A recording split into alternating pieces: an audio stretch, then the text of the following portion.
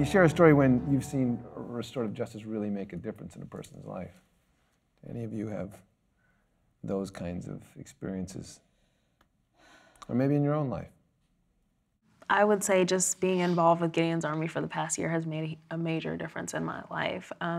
Every one of our gatherings is restorative. I leave each one feeling like emotionally healed. I feel like I've been in community.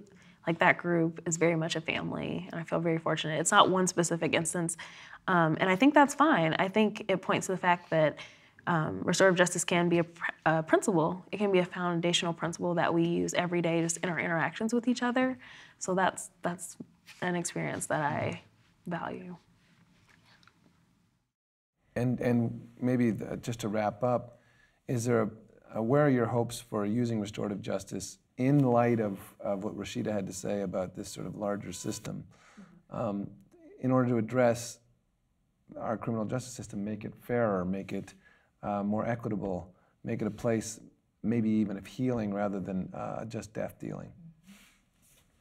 You want to take that? Yeah, so I think from my perspective, I love to just think of the day-to-day. So how can individual choices, and whether that's individual from a particular student or a teacher, et cetera, collective, have these ripple effects. And I think ripple effects beyond individuals who may touch that system directly. So I was thinking of a story also and considering a group of, again, I love my middle school girls because they keep you on your toes, a group of middle school girls, and they, we called them the mean girls internally because they very much so treated each other in a very negative way.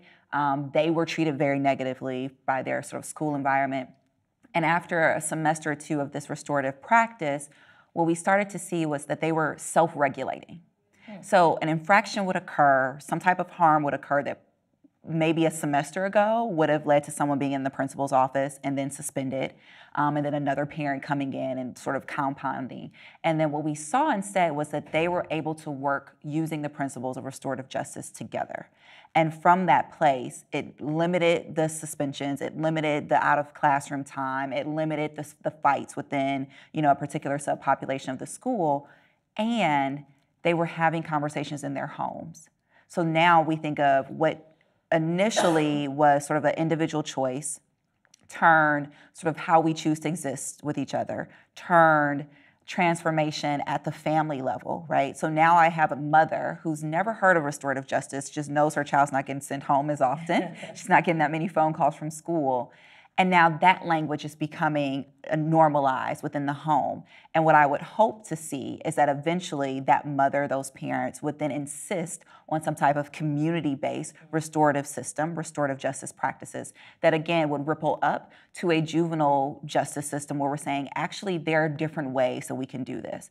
And again, thinking of those ripples and hopefully getting to the point where as a larger community, as a city, as a nation, that we're thinking about this differently because it is being demanded by folks who are on the ground. That's my hope. Thank you.